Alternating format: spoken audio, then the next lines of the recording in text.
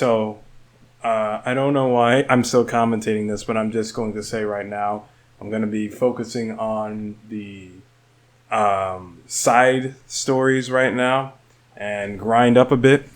And then, once I'm done with that, then I will start the video off proper. Holy, that's beautiful. Wait a minute. You know, I was about to go into this like all silent and you know, just completely skip over my first couple of minutes playing so I could do some side quests, but dang, that's amazing. Well, considering the fact that I'm already talking, I might as well just say what's on my heart for the moment about Xenoblade 2 and its cutscene direction, and that I think that it is very interesting because I think that what the game wants to do is actually lull me into a sense of like comfortability, and then when things start coming together, hit me once after the other with a bunch of events that actually connect in with the anime goofy goof stuff. I had an example I was cooking in my head earlier, but then I kind of forgot how it went, but it was something about One Piece and how One Piece hides its political messaging behind a lot of its goofy goof moments. So on the surface, you think like, haha, what a fun little story. And then after it's like, wow, this is shockingly deep. And I think that is actually what Xenoblade Chronicles 2 is going for, in how it's presenting its story. Now, again, this is me personally, I would much rather it wouldn't, you know, so much of the haha funny moments wouldn't be so compacted closely together, because it's like ever since Tora got into the party, the tone has shifted greatly for the game. And while, you know, I don't necessarily mind these moments, like you can't hear it, but I'm genuinely like chuckling at some of the stuff. Like when Pyra was too heavy for Rex to pull up, I did chuckle at that. But I would basically just like it to be a bit further far apart, so that it's not so condensed. How do I say, like, you know when you're eating something and then you hit like a particularly salty part of the food, like at the very center, or a cold part of the food because it didn't cook all the way through. I would much rather it be spread out than contained in this one area, but like we'll see if chapter 3 continues on with that. Thank you for indulging me. Now I'm going to be silent for a while. Okay. So, I've been grinding a bit off screen, on screen actually. I was recording the whole time.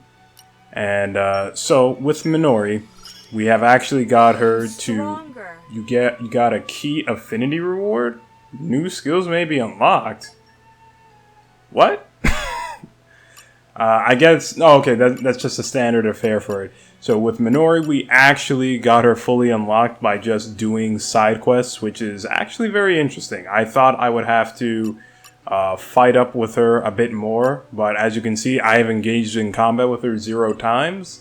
Pyra got Flame Nova, got Prominence Revolt. Haven't been in a situation where I needed to revive an incapacitated ally, but if it comes up, it comes up. Drawer Mark, I actually should have been paying more attention to. Wait a minute. Volf. Okay. We can actually take care of that pretty easily. And I have not acquired any mechanical items. I don't know where to get those at this point in time. Korra, we just got to level 2. And that's the long and short of it.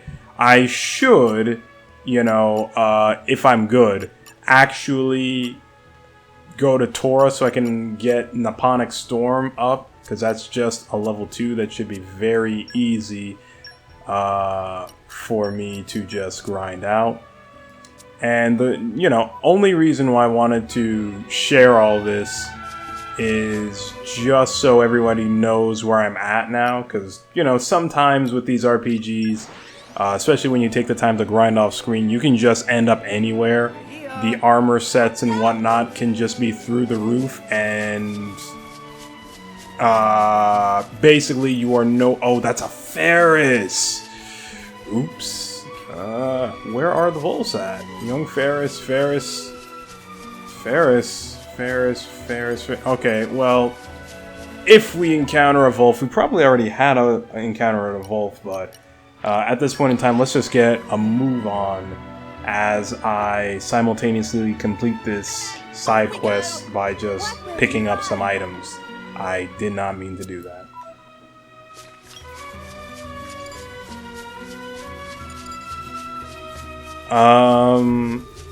So... What? Where? Oh. This game, man! Don't drop your guard. That's the Xenoblade Chronicles games in a nutshell. You might just get targeted by something you can never perceive. So what was I saying? Side quests are pretty standard affair in this game thus far. There's not much, there's not much in... I shouldn't say that, because there was a bit in the way of world building with the more Ardain guards when a father had wanted to make sure that his son was okay and was being threatened to be sued by the guards from More Ardain.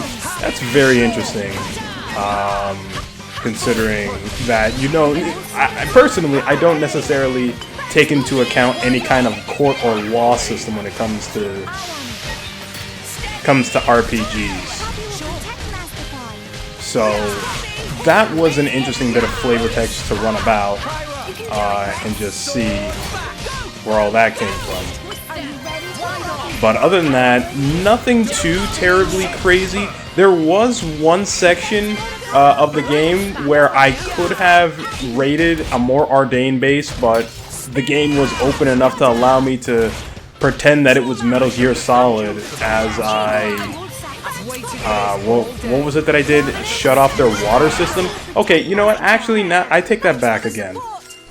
Because even though it's pretty standard affair, they are pointing, or rather I should say coloring More Ardain in a very specific type of light with Morag and the Ardanian soldiers as just generally the early game enemies, you know, not to thing what's happening with Torna, you know, brush that to the side.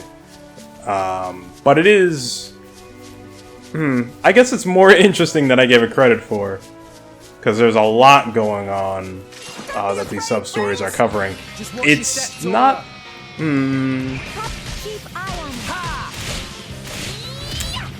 Nah, I'm not gonna say that, because they actually are doing a lot more. It's just reinforcement of what I already know. And that's good enough on its own, honestly. Alright, so this is actually going way better than I thought it would.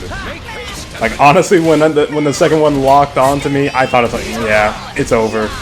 But turns out, we are actually in the perfect range to take on the game right now. I also forgot to mention that I did rest at an inn and upgraded the characters by 1 level, just to make sure that I didn't go overboard. And now I have to skip more encounters just to keep myself in line with the rest of the game. You may think that's a bit overdoing it, but I don't. I'm really not trying to have an easy, like too easy of a time, I should say. Just so the game stays interesting for me. Oh, and spent most of the DLC gold I got because one of the side quests demanded it.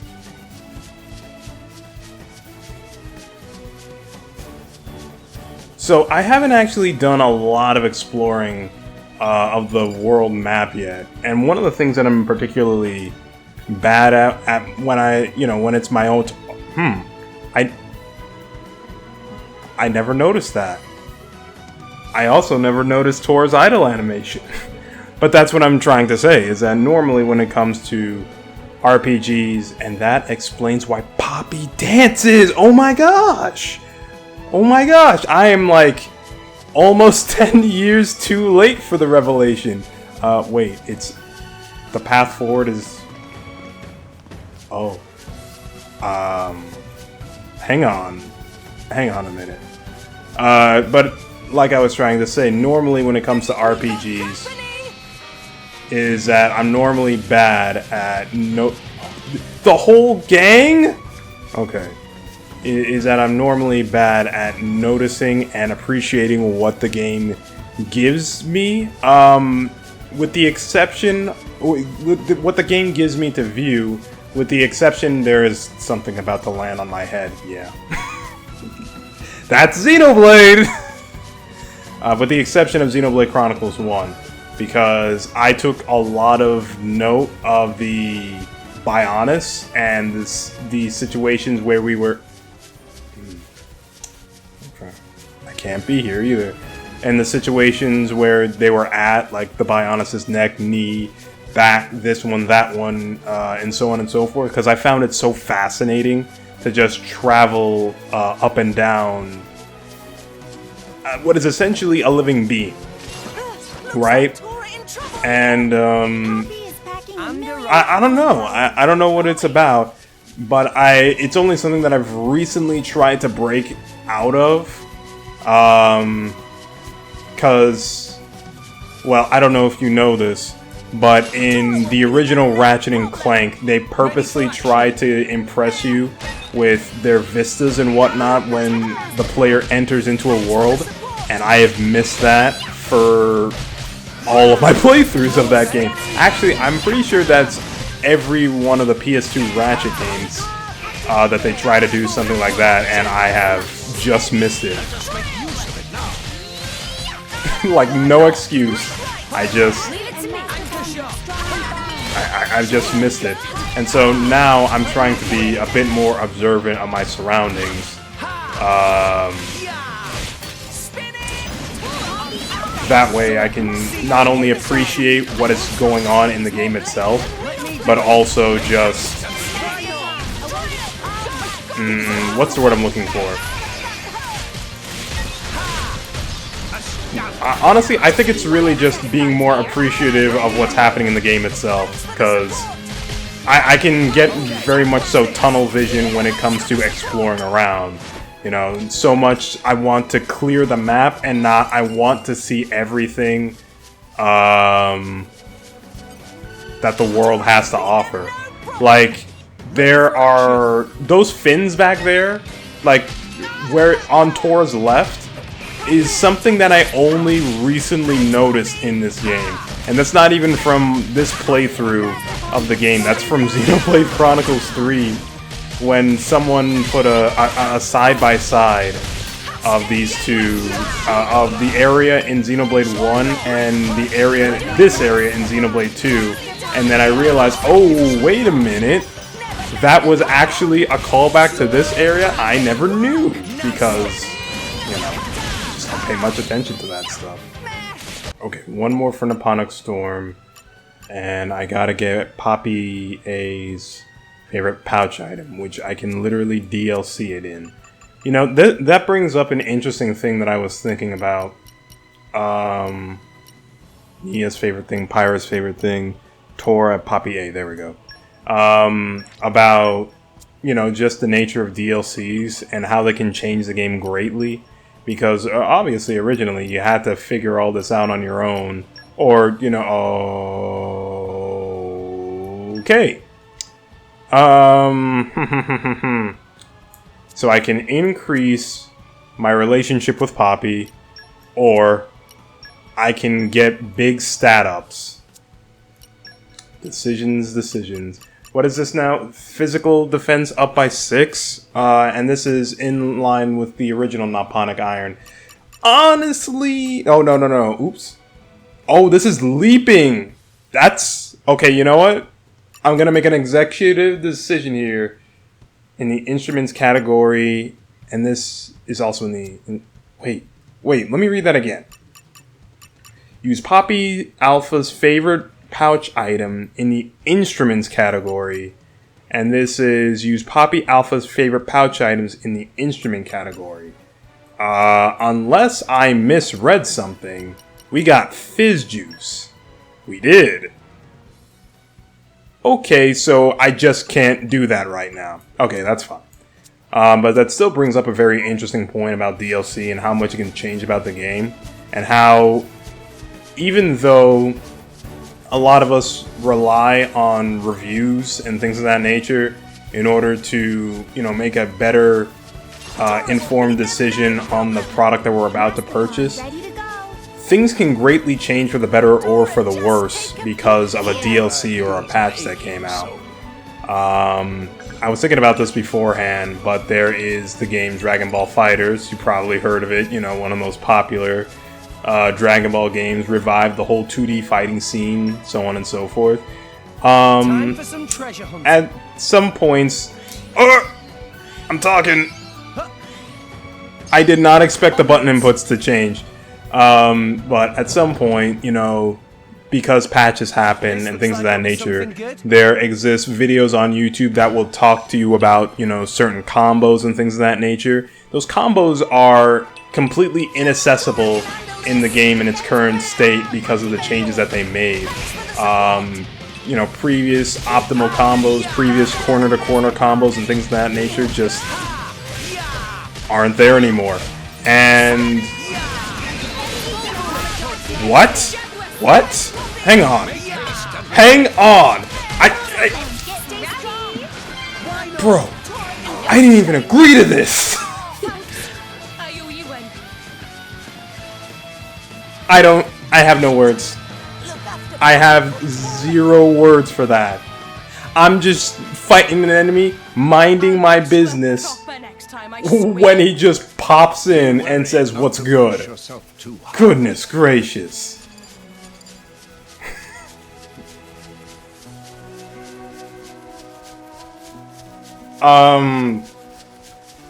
Anyways, like I was saying, you know, because of DLC and patches and things of that nature, that combo route no longer exists.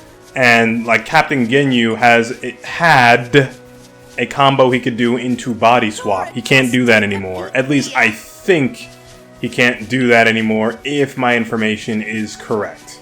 I don't play Captain Ginyu, so yeah. Time for some treasure hunting. Yo. Huh. Okay, so the input's fairly consistent. It's just that where I go, the input might change. I love the smell of salvage. Which makes sense because it's a different area. Alright, hopefully I don't get jumped again. You know, staring down this level 20 enemy. Alright, come on. Over here. Nope. There we go.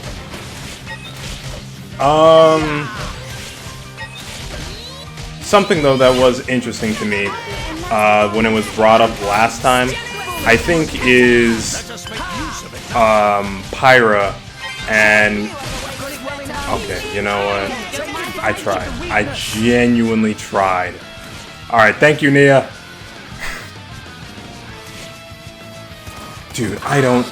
What? Sniping Brent? Yeah, no kidding. So, Pyra, and regarding her past. I didn't bring it up in the moment, mostly because it always takes that, like, second for me to chew on and digest what's happening in the story. And, I don't know, it's just something that takes a minute for me to get all these things in. But I think it's very, very interesting that Morag... Basically, Morag has like half the script, right? There's a reason why this whatever happened 500 years ago happened. And, you know, Pyra may be guilty about it. She may have in fact done that. But I appreciate how Rex doesn't look at her past and make that... Oh, okay. And doesn't make that into the core of how he views her.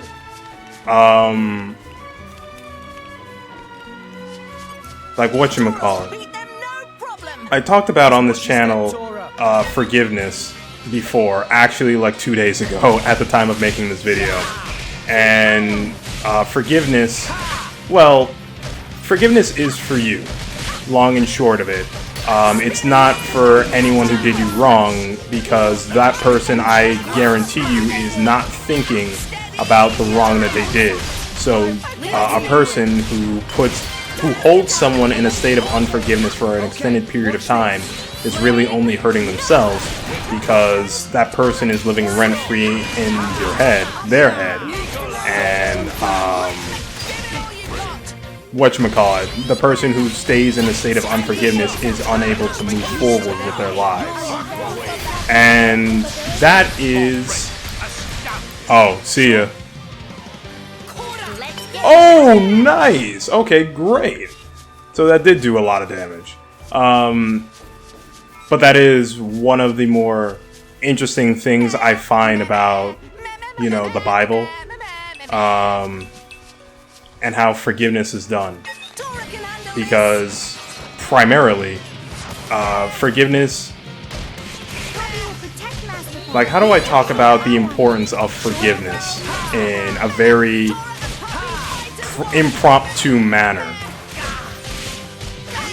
I guess to say that forgiveness is a lot of what makes things...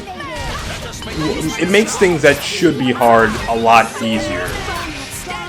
It should be hard to talk to God.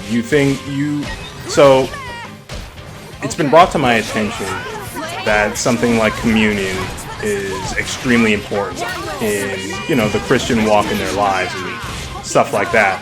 But I never, until recently, realized how not only important it was to do on like a daily basis, but also just how much easier it is to be in communication with God.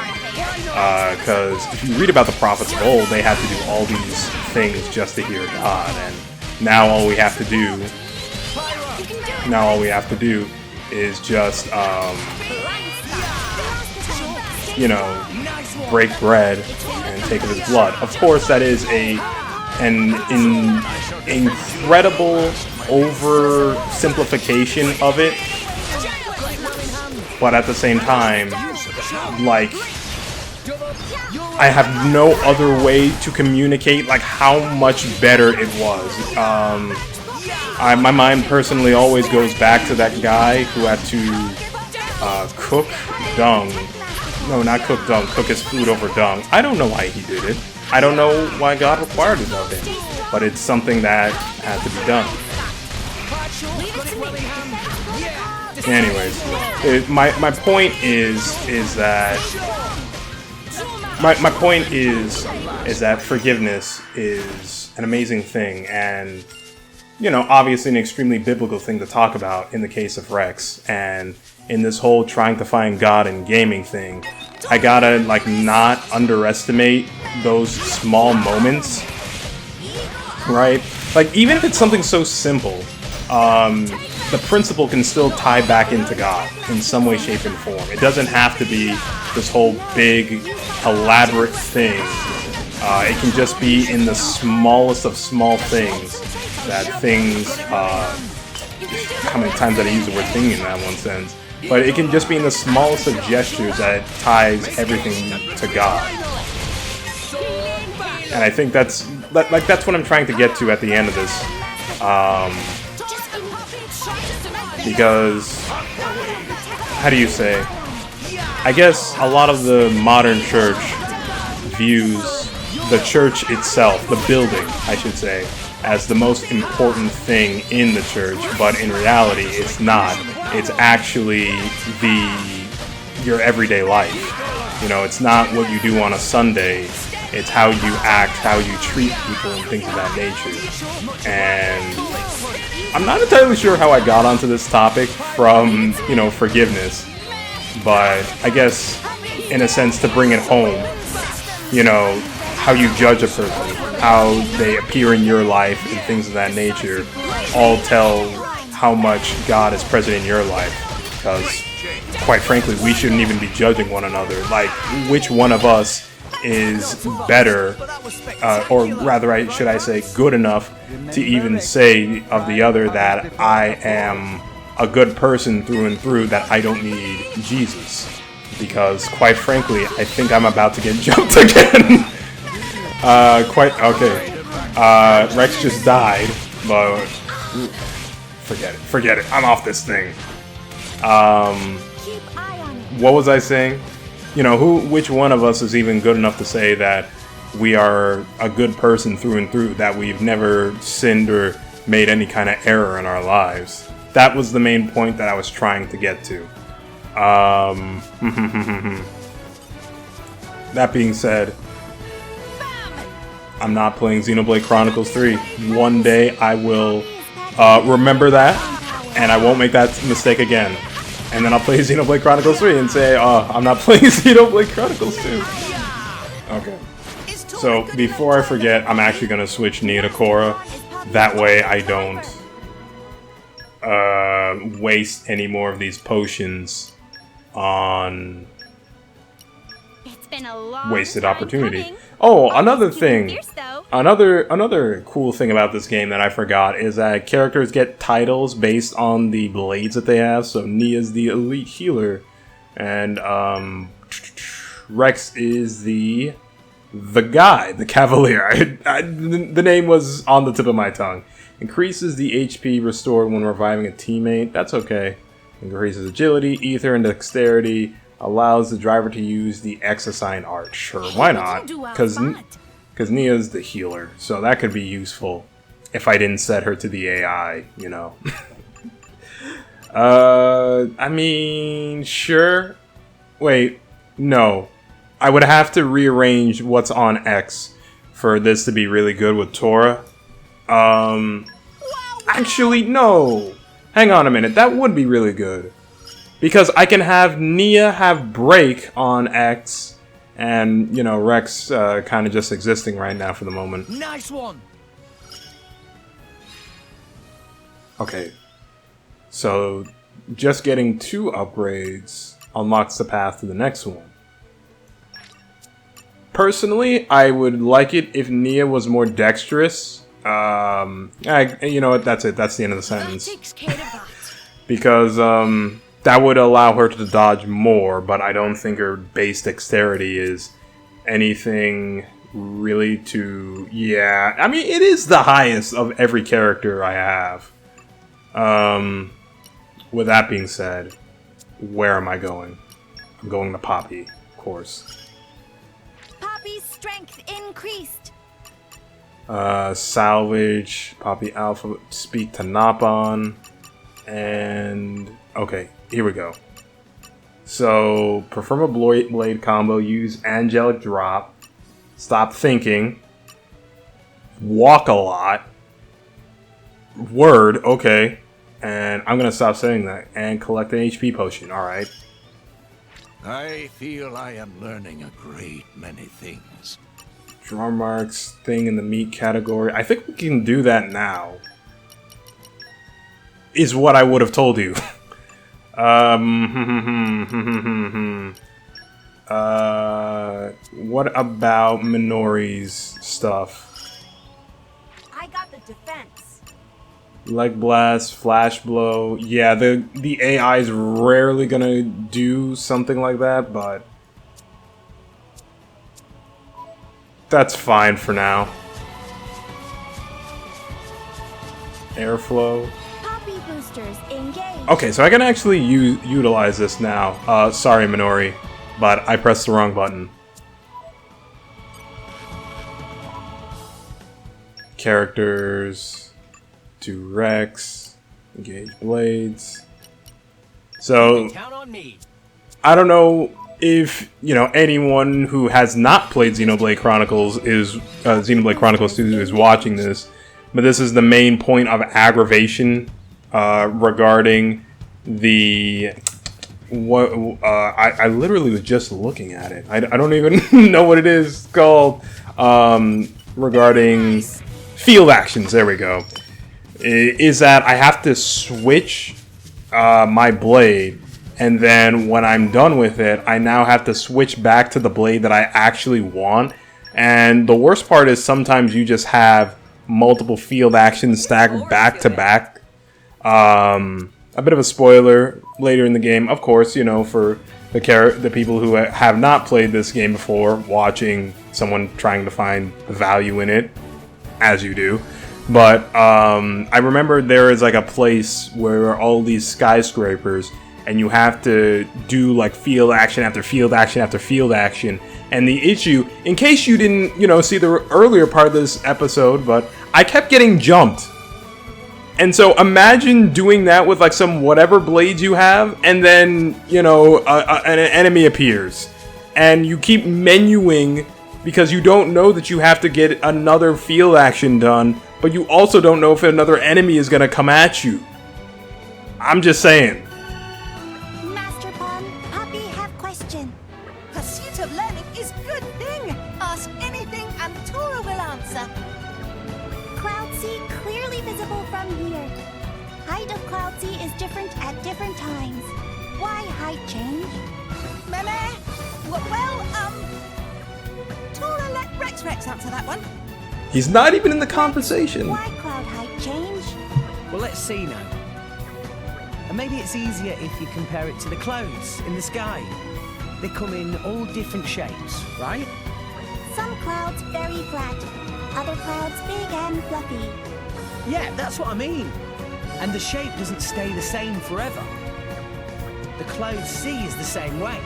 It's not always a flat surface. Sometimes it gets fluffed up. The height and shape of it isn't constant. It's always changing. Not suddenly like the weather, but gradually. It's more likely than not to change overnight. Yeah, that sounds about right. Very interesting. Oh, but it's only the titans like this one and the more ordained titan that affect the Cloud Sea's height. Ones like the Trade Guild Titan Goldmouth just float on the surface, so they don't affect it. Makes lots of sense. I guess that's about the extent of what I know. Very much thanks, Rex. Poppy learn a lot. Rex must know lots of things. Poppy have even more questions to ask. Oh, really? I don't know if I can answer everything. Poppy! Should not bother Rex too much. Try ask Drummer. Probably this. Should not bother Rex too much. Okay then. Poppy leave questions there for now. Thanks, Tora. I know quite a lot about the Cloud Sea because of my salvaging work, but I'm not so hot on general knowledge. I probably wouldn't have been able to answer anything else. Well, don't worry, Rex. If you don't know the answer, there's always a chance that I will. Thanks, Pyra. And if even I don't know, we can still fall back on Azurda. True enough. I've been around for quite a while, so I could most likely answer any questions Poppy might have. And there's Dromark as well. Between us, I'm sure we could find an answer to most questions. You're not wrong there. If all of us work together, we can figure out pretty much anything. I guess it's not just battle where teamwork is important. Yeah. And that's enough for this video, I feel. But before I sign off, I want to give people the opportunity to get saved in case they aren't already saved. So, as it says in Romans 10:9, that if thou shalt confess with thy mouth the Lord Jesus, and shalt believe in thine heart that God had raised him from the dead, thou shalt be saved. Or, in layman's terms, if you confess that Jesus is Lord and believe that God had raised him on the third day, then you shall be saved. What salvation is, well, knowing God. It's not just a matter of going to heaven, but knowing the character of God. About knowing who he is, knowing that he is good, and knowing that he is for you, and has a plan for you. You know, a good plan for your life. I think a lot of people, you know, when they hear about salvation, they just think about going to heaven. But it's actually a lot more than that, and a bit more complicated too. Well, more simple and more complicated at the same time. But, you know, it's not just about getting a free ride out of hell. It's about knowing God. And I think a lot of people miss that in just, you know, trying to, well, get out of hell. Because, you know, the thing about it is that every man has sinned and come short of the cross. So if at any point you were questioning why salvation is a thing, why is it for you, then hey, that's the reason why, because we're not as holy as God. We're not to the point where we all should be, and I think we can all agree that nobody on earth is perfect, and that's the part of why we need salvation in the first place. In any case, thank you all for watching, and I will see you all next time. Until then.